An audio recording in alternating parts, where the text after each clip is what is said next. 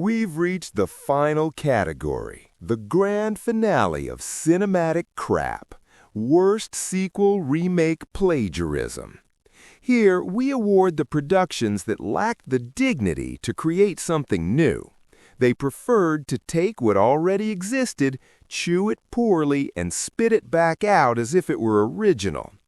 The nominees for the theft recycling sequel that made us roll our eyes the most in 2025 are these crimes against creativity.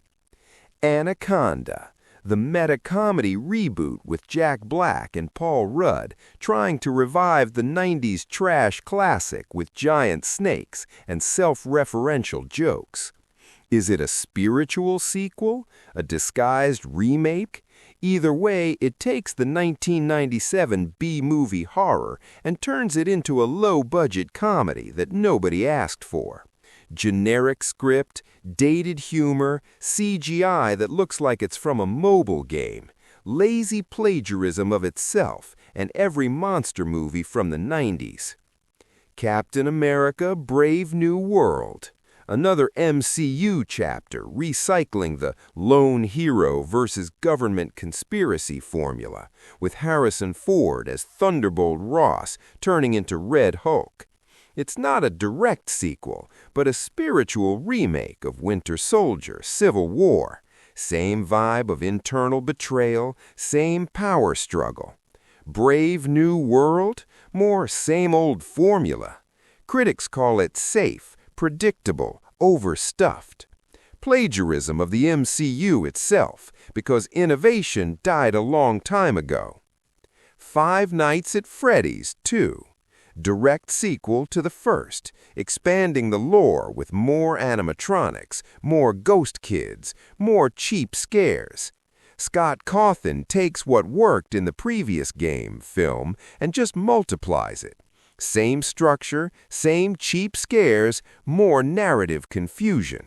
It's not plagiarism, it's lazy self-plagiarism. More of the same raised to the nth power to keep fans buying merch. Hurry Up Tomorrow. The Weeknd writes, produces, and stars in his own psychological thriller about fame, insomnia, and obsession. But it's blatant plagiarism. Visual and narrative structure copied from Pink Floyd's The Wall, 1982. Mental wall, surreal animations, existential crisis of an isolated artist, growing paranoia, and the plot twist of an obsessed fan who kidnaps and tortures her idol? Literally Stephen King's Misery, 1990, only with neon lights and Abel's music instead of Paul Sheldon and Annie Wilkes. He didn't even try to disguise it. Scenes of a wall being built, a crazy fan caring for her wounded idol, identical psychological violence. A vanity project that steals two classics and pretends to be original. A shameless narcissistic ego trip. Smurfs 2025.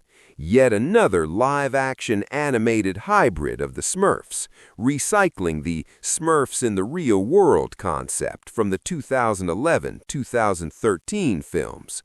Papa Smurf kidnapped, Smurfette leading. Same formula of family adventure with light jokes and blue CGI. It doesn't innovate anything, it just repeats what has already flopped before. Plagiarism of itself and every children's film from the 2010s. Snow White 2025.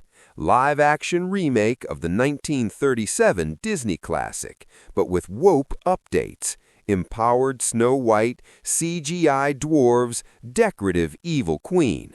It takes the original tale and forces soulless modernity. Corporate plagiarism that kills the charm to please algorithms and shareholders. Modernization that becomes disrespect. War of the Worlds 2025. Remake of the 2005 classic and Wells's book, but with a pandemic concept. Invasion via Zoom, Ice Cube remote, Amazon drone saving the day. It takes the essence of alien invasion and turns it into cheap propaganda, lazy plagiarism that doesn't even try to be epic. Yeah, boy. And the winner is Hurry Up Tomorrow, The Weekend. Congratulations on the most shameless plagiarism of the year. You took Pink Floyd, The Wall, the psychological wall, the surreal animation, the isolated artist in a fame crisis, and pasted it into your film frame by frame, only replacing progressive rock with synthwave and Pink with Abel. Then you stole the entire Misery.